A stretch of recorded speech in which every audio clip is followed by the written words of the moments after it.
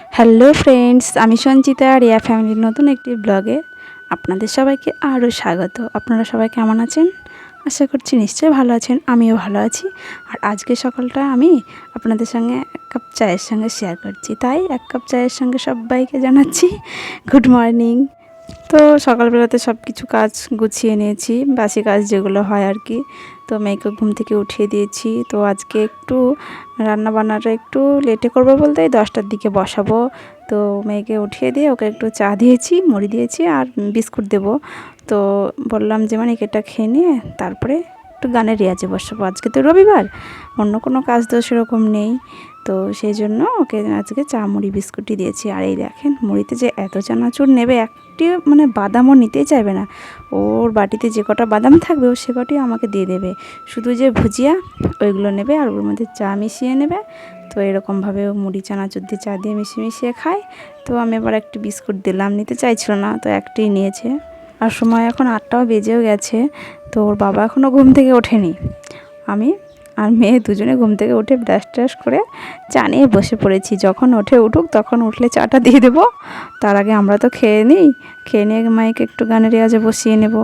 কারণ ওরা আবার একটু পরে খেলার সঙ্গী আছে, ডাকতে চলে আসবে আজকে যেহেতু রবিবার। তো ওই জন্য ওকে একটু গানের রেওয়াজে বসিয়ে নিই। চলুন আপনারা একটু শুনুন কী রেওয়াজ করছে না করছে আমার মেয়ে।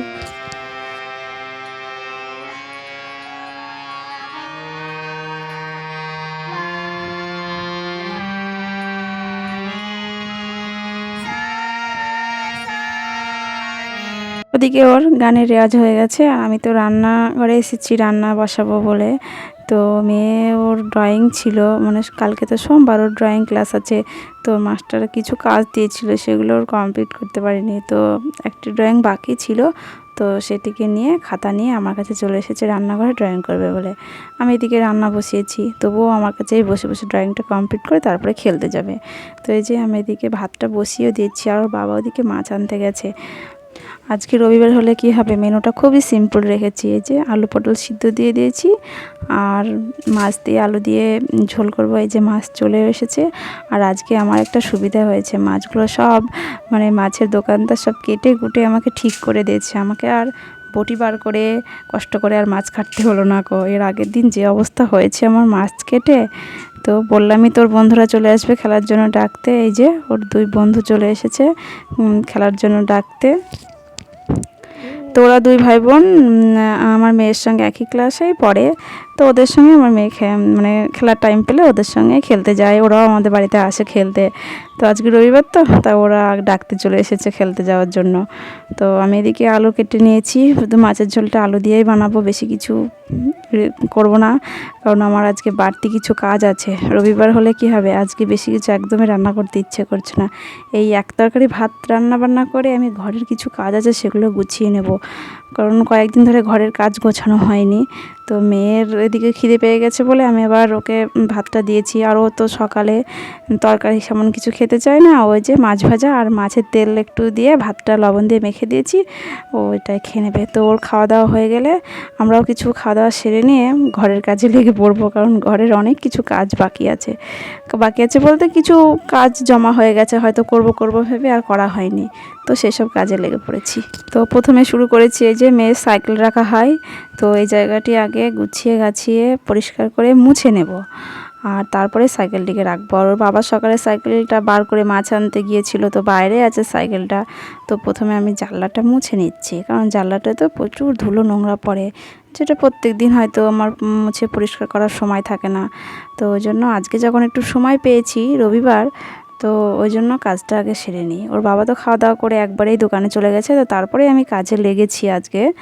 তো এই যে প্রথমে জায়গাটিকে পরিষ্কার করে মুছে নিয়েছি। তারপরে একটা ছোট র্যাক ছিল সাইডে, সেটা একটু গুছিয়ে গাছিয়ে মেয়ের কিছু খেলনাপাতি ছিল সেটিকেও রেখেছি। তারপরে সাইকেলটা এখানে রেখেছি। তো আমি তো সাইকেলটা গুছিয়ে গেছি, এক সাইডে ঠিক করে রেখে দিয়েছি। আর তা আমার মেয়ের কাণ্ড দেখুন, ও এসে কোন আনন্দে যে নাচছে কে জানে। আমি তো ভেবে পাচ্ছি না, আমার তো কাজের জন্য আমি পথ দেখতে পাচ্ছি না, ওরা আমাকে নাচ দেখাতে এসেছে। তো তারপরের কাজটি হলো এই যে ঘরের একটু ঝুলগুলো ঝেড়ে নিয়েছি, কারণ একটু নোংরা হয়েছিল। তো কয়েকদিন ঝাড়বো ভাবছিলাম, কিন্তু হয়তো সময়ের অভাবে করে উঠতে পারছিলাম না। কিন্তু সেই কাজটি আজকে সেরে নেব ভেবে লেগেছি। তো এই কাজটি ঠিকঠাকভাবে গুছিয়ে করব, তবে আমার স্বস্তি ফিল হবে। তো না হলে আমার একটু ভালো লাগে না। তো ঝুলটুল ঝাড়া হয়ে গেলে দেখছি আমাদের সিলিং ফ্যানটিও একটু বেশ নোংরা নোংরা হয়েছে। তো সেজন্য সিলিং ফ্যানটি আমি চারিদিকটা একটু ভিজে ন্যাকড়া দিয়ে মুছে পরিষ্কার করে নিয়েছি। আর সিলিং ফ্যানটি তো কিছুক্ষণ আগেই চলছিল, মানে তো সেই জন্য দেখছি মধ্যেখানটা বেশ একটু গরম। হাত দিয়েছি, হাতটা বেশ ছ্যাক করে উঠেছে, কিছু হয়নি অবশ্য। তো তারপরে এই যে পুচকু পুচকু বাচ্চাটা আমাকে হেল্প করতে চলে এসেছে। আমি বাইরে চৌকিটা চাদরটা একটু চেঞ্জ করেছি। তো মেয়ের কিছু বইপত্র আরও অনেক কিছু ছিল, তো সেগুলো ওরা আবার তুলে দিচ্ছে আমাকে। তো আমার কাজ করলে সময় সময় এসে আমাদের এরা সব হেল্প করে বেশ, তখন হয়তো কিছু বললে সেটি করে দেয়, না করে না, এরকমই হয়। তো এদিকটা সব আমার পরিষ্কার করে গুছিয়ে রেখে তারপরে ভাবছি এই যে ফ্রিজের এই পাশে কিছু আমার চালের মানে বালতি রাখা থাকে। তো ভাবছি এই জায়গাটিকেও একটু পরিষ্কার করে নিই, কেননা বালতি থাকে প্রত্যেক দিন, তো সরিয়ে নড়িয়ে আমার মোছা হয় না, যে কারণে মানে পাশগুলো তো বেশ প্রচুর ধুলোও জমে গেছে। আর পাশে তো কিছু জলের বোতল রাখা হয় প্রত্যেক দিন জল নিয়ে এসে। তো ভাবছি ওই জায়গাটিকে বোতলগুলো সরিয়ে একটু মুছে নিই, তাহলে জায়গাটা একটু বেশ পরিষ্কার হলে থাকবে, অনেক দিন আমাকে আবার মুছতে হবে না। তো এই বালতিগুলোতে আমি সব চাল রেখে দিই। যখন হয়তো চাল একবারে নিয়ে আসা হয়, তো ওই প্রত্যেকটি বালতিতে চাল ভরে ভরে এই জায়গাটিতে রেখে দিই, আমার নিতেও সুবিধা হয়। তার পাশে এই যে জলের বোতলগুলো সব গুছিয়ে রেখে দিই, যখন জল খাওয়ার প্রয়োজন হয় মেয়ে আমি এখান থেকে জলের একটা একটা বোতল নিয়ে জল খেয়ে নিই। তো ওদিকটা আমার পুরোপুরি গোছানো হয়ে গেছে। এরপরের আমার হচ্ছে ঘরের কাজ, কারণ ঘরের কাজ আমার এখনও পুরো বাকি। মেয়ে গানে রেওয়াজ করেছে, হারমোনিয়াম টারমোনিয়াম সবই ছিল, সেগুলো গুছিয়ে নিয়ে আমি বেড কভারটি তুলে নিচ্ছি। আর বেড কভারটি তুলে নেওয়ার পরে আমি নতুন বেড কভার আমার পেতেও দিচ্ছি। আর ঘরের ঝুলটাও ঝাড়া হয়ে গেছে, তো অল্প ছিল, একটু একটু ঝুল ছিল, বেশি ছিল না। তো সেগুলো আমার লাঠি দিয়ে পরিষ্কার করে গুছিয়ে টেনে নিয়েছি। তো এই যে মেয়ের এদিকে তবলা ছিল খাটের তলাতে, সেগুলো সব ঝাড় দিয়ে বাইরে বের করে এনেছি। তো ওগুলো আবার ঘরটা মুছে তারপরে খাটের নিচে রেখে দেওয়া হয়। এখনও তো সেরকম করে রাখার কোনো জায়গা করা হয়নি আর কি, তো সেই জন্য। আর এদিকে মেয়ে তো ডল হাউস করেছে আল্লাহর পাশে, ও ওখানে বসে বসে সময় পেলে পুতুল খেলে, একা একাই বসে বসে খেলে।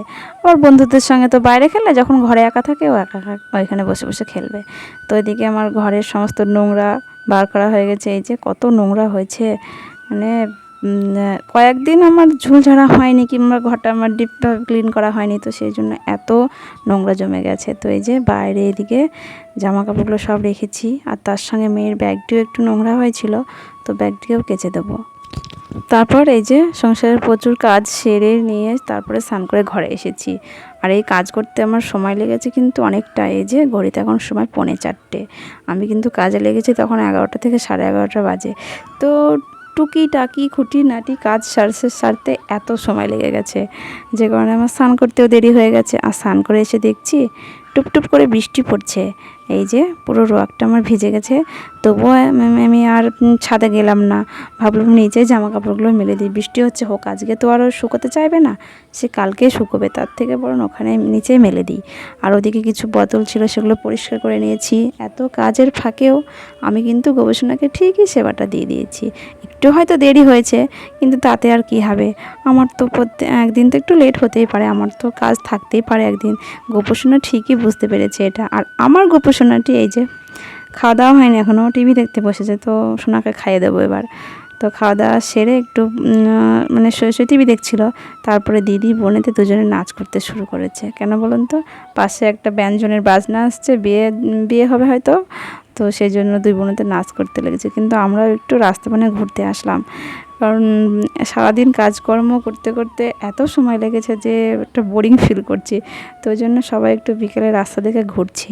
আর রাস্তাতে এসে দেখছি প্রচণ্ড মেঘ করছে, বিদ্যুৎ চমকাচ্ছে, তবু একটু দাঁড়িয়ে থেকে আমার বাড়িতে চলে এসেছি। আর বাড়িতে আসতে না আসতেই ঝমঝম করে বৃষ্টি শুরু। তো যাই হোক বন্ধুরা, ভিডিওটি আজকে আমি এখানেই রাখছি। ভালো লাগলে অবশ্যই লাইক, শেয়ার, কমেন্ট আর সাবস্ক্রাইব করবেন। দেখা হচ্ছে পরের কোনো একটা নতুন ভিডিওতে। টাটা।